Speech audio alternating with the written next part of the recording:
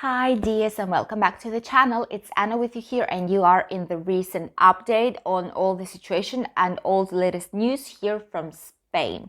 So as for the situation here in Spain, we don't have really exact numbers on what's happening during the weekend, what was happening and how many cases did we have, but all the regions here in Spain, they've given their details, and as it's been noticed, the number of cases are still decreasing.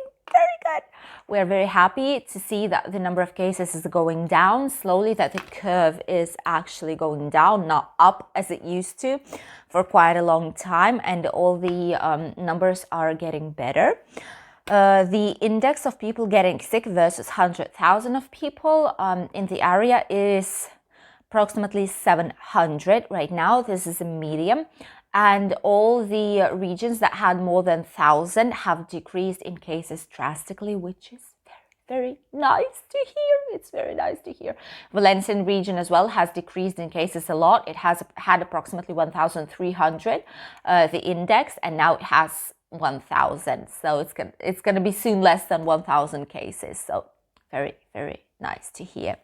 Today, here in Spain, they're going to start distributing the other vaccine of AstraZeneca. This vaccine will be given to people from 18 until 55 years old, just because there were not enough scientific results and from what's happening and from the adverse effects, secondary effects for people that are less than 18 or more than 55. This is why Spain's decided to not to give a vaccine for those people and just give between 18 and 55. What else is happening in Catalonia? Luckily, the people that are in the ICU units, the amount of them is decreasing as well. So hospitals starts very, very slowly breathing a little bit more because the index of people in there is slightly decreasing, and not that many people are going into the hospital and on the floor of COVID, luckily. But still, there's a lot of people sick in the hospitals for now.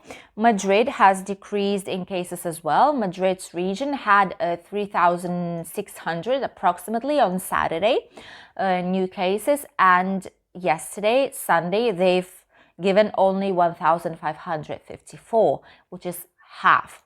It's less than a half of what they've had, so it's very, very good.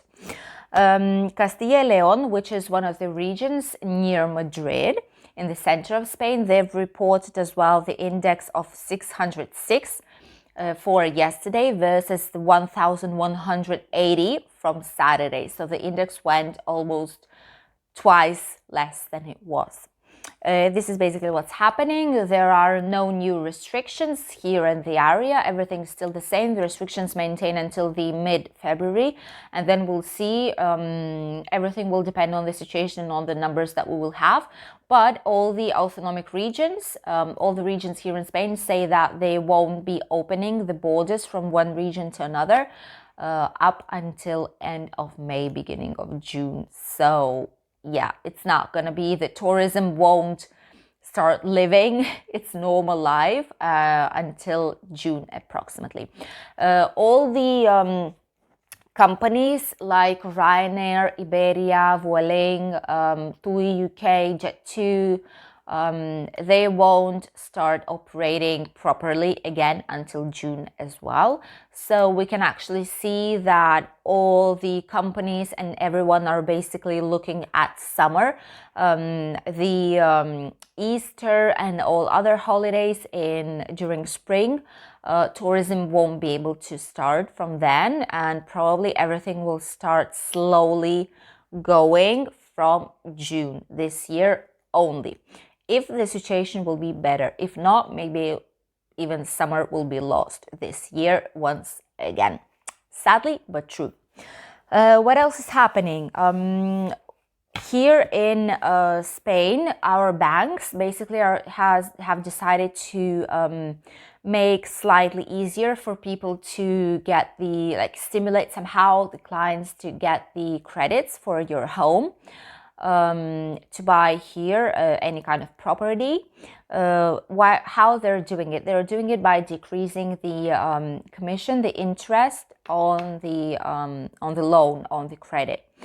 Before the percentage was approximately 3.95% for 3.25, something somewhere like that.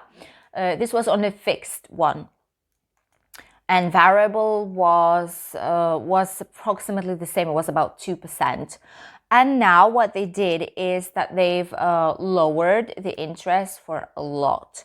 So basically now is the moment when the credits for property purchase are lowest than ever here in Spain.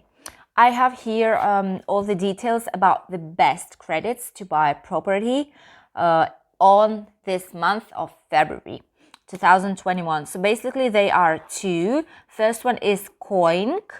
It's from Bank Inter. Bank Inter is one of the banks here. They're quite popular as well.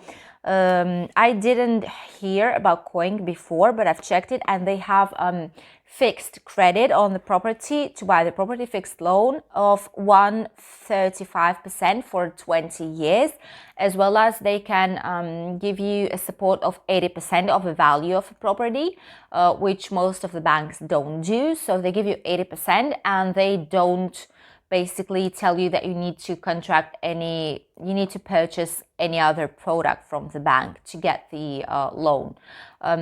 Just because normally banks here in Spain, they ask you to buy, for example, home insurance or a car insurance, medical insurance, or some kind of a different product from them as well. But in this case, you can not take it if you don't want to, basically. The second one is Evo Bank. It's also from Bank Inter. Can you imagine? And they have intelligent loan, intelligent credit, which is given for 30 years for 1.29%. And they also give you 80% of all the money in case it's the first residence, in case it's the main place where you'll be living always. And in case it's a second residence, that's where you usually go for holidays or just live every now and then they'll give you 60% of the value maximum. And if you want to, for example, let's say not get the fixed interest on your credit, but get the variable that changes from time to time depending on how the market is, then they give you 0.98% on the first year. They try to stimulate somehow people to get credits, because banks also need money coming in and income of the people. The banks are also somehow affected by the crisis. Everyone is, well, except maybe Amazon or China. I don't know. But most of the normal people are affected, and banks as well, and companies are affected by it. So they try somehow and get new clients in. Of course, the best thing would be if they would simply, for example, lower somehow the amount of necessary documents that you need to present, or if they would say like you don't need to guarantee that you will pay by putting another house just in case, or putting your parents in as a guarantee. Like they could lower the obligatory things to have to get the loan and get the credit, and more people would try and get it. That would be the best if they want to have people in, because only by lowering the interest of the loan, of a credit mortgage, then it's simply not enough for people to want and get into the credit for 20 or 30 years, which is a long amount of time. So this is basically what's happening here, as well as a lot of people are talking right now about the post-Brexit, about the situation of many thousands and thousands of British citizens here in Spain, or the ones who wanted to come to Spain to live, because the situation is not easy right now. For example, everything changed basically for people who have British passport. They cannot receive any kind of social security help. Like they cannot go to the normal hospital and ask for help with their social security card from UK because they don't work here anymore. These were the cards that had on one of the sides, like it was blue color with European Union sign on it. With this card, you could go to any kind of hospital in European Union and you would get attended. But now it's not the case anymore, and people have to have another kind of insurance, like a private insurance that would be working here in Spain, just in case. Also, they are not able to come to Spain without any kind of work contract. So let's say if it's a young person, not retired, then this person has to have any kind of contract to demonstrate that they will start working here, because Spain just doesn't want people to come, not only from UK, but from all other countries. Just doesn't want people to come and then start asking for help and like minimum kind of income from social security, and they just don't want that. So they ask people to have a work contract, as well as they say that the person who wants to move here to Spain has to show that this person is gaining money, sufficient money from somewhere, or has this money on the bank account to exist here in Spain without working, to stay here in Spain without any kind of work contract. And if it's not the case, then they will just deny the permit. What else is happening with this? The problem also comes on, problems are just continuously going on. It just doesn't stop. For UK citizens, they cannot use a driver's license anymore here in Spain. It's not valid. They have to go here to Spanish driver school and make all the exams and theory practice, and then they will get the Spanish license here. If not, it's just impossible. It's not valid here anymore. Since the Brexit time finished, and now everything is already as if UK has never been in the European Union. Sad but true. So a lot of people that live here in Spain that are from UK kind of don't know what to do. They're very confused with new laws, with new measures that just took place this year, and it's going to take them some time, but some of them are still staying here. A lot of them are still staying here because they have their properties, they have their homes here, their residence permit, work permit, like everything. But the others are just overwhelmed, let's say it like that, with all the situation that's happening, with all the new documents they have to do, with a lot of new institutions they have to go in order to be able to have the same thing as they had before. So they are just overwhelmed. They just take their things, they put houses on sale or apartments, and they just go back to UK because it's starting to be very difficult here for people that are not from European Union and that were used to have everything as when they were. So here in Spain, a lot of experts say that the tourism as well is not going to be the same, because a lot of people that were coming here were mostly British,